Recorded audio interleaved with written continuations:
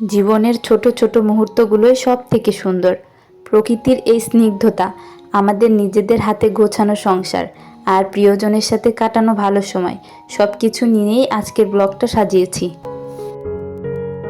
আসসালামু আলাইকুম, আমি সিনথিয়া ইসলাম ফরিদপুর থেকে বলছি। স্লাইস অফ সিনথিয়া চ্যানেলে আপনাদেরকে আরও একবার স্বাগত জানাই। আশা করি আপনারা সবাই অনেক ভালো আছেন। আজকের ব্লগটা আসলে একটা বিশেষ দিনকে ঘিরে। সপ্তাহের এই দিনটা আমার জন্য খুব ব্যস্ততার। দেখতেই পাচ্ছেন আমার হাজবেন্ড এই মাসের বাজারগুলো নিয়ে এসেছে, সেগুলো এখন গুছিয়ে রাখার পালা। এই মাছগুলো দিয়ে আমাদের বেশ কয়েকটা দিন ভালোই কেটে যাবে। আমাদের আন্টি মানে হেল্পিং হ্যান্ড মাছগুলো সুন্দর করে কেটে গুছিয়ে রাখছেন। আসলে উনি না থাকলে কাজগুলো অনেক কঠিন হয়ে যেত। দেখুন কি কি বাজার করা হয়েছে।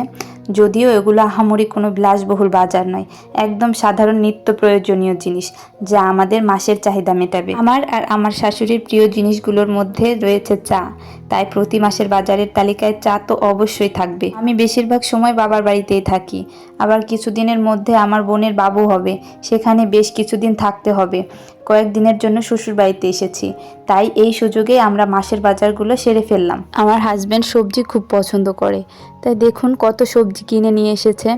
আমাদের পুরো সপ্তাহটা এই সবজি দিয়েই চলে যাবে। এরপর বাজারগুলো এক এক করে গুছিয়ে রেখেছি।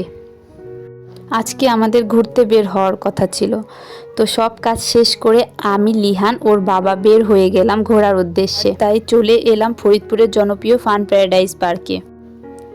ভেতরে সবুজে ঘেরা এক মনোমুগ্ধকর পরিবেশ।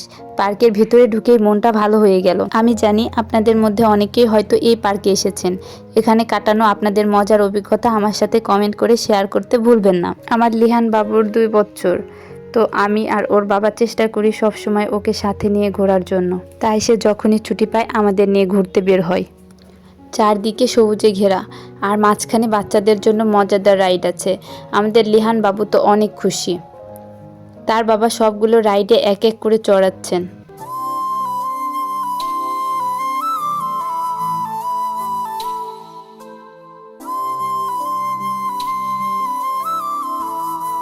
দোলনা পেয়ে তো সে মহা খুশি। তার মজার মুহূর্তগুলো তো দেখতেই পাচ্ছেন।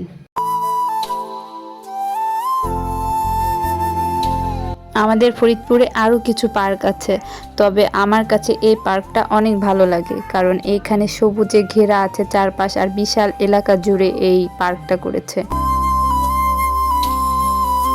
এটা করমজা গাছ। তো করমজা গাছটা দেখে আমার সেই ছোটবেলার কথা মনে পড়ে গেল। বড়দের জন্য কিছু রাইড আছে, তবে অনেক না, হাতে গোনা 2-1টা হবে। এইখানে সব থেকে আকর্ষণীয় ছিল এই লেকটা, যেখানে স্পিড বোট করে ঘোরার ব্যবস্থা ছিল। আমার লিহান বাবু ছোট বিধায় আমরা ওকে নিয়ে এটায় উঠতে পারিনি, কারণ এটা শব্দে ও ভয় পেয়েছিল। এই যে দেখুন কি দারুণ একটি ঝর্ণা।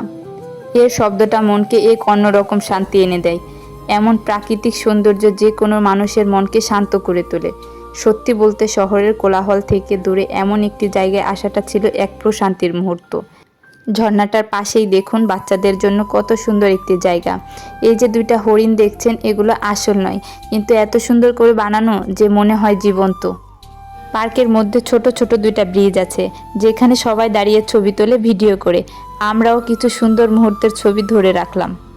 ছোটদের জন্য এমন ছোট ছোট আকর্ষণ এই পার্কটিকে আরও আকর্ষণীয় করে তুলেছে।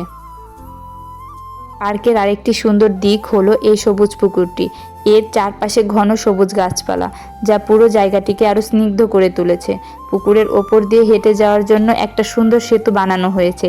এখানে দাঁড়িয়ে ছবি তুললে ছবিগুলো দারুণ হয়।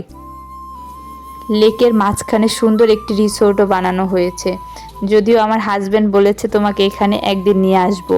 আর এখন আমরা এই বড় সেতুটি পার হয়ে পার্ক থেকে বের হয়ে যাচ্ছি। পুরো পার্কটিকে ঘোরার পর এই সেতুর ওপর দিয়ে হাঁটতে হাঁটতে আমরা আলাদা দিনের সুন্দর মুহূর্তগুলো মনে করে নিচ্ছিলাম। এটি শুধু একটি সেতু নয়, বরং আমাদের আজকের আনন্দের দিনটির একটি সুন্দর সমাপ্তি। আর এই ঘোরার মাঝে গরম গরম চটপটি না খেলে কি চলে, তাই একটু চটপটিও খেয়ে নিলাম। সব কিছু মিলিয়ে দিনটি বেশ দারুণ ছিল।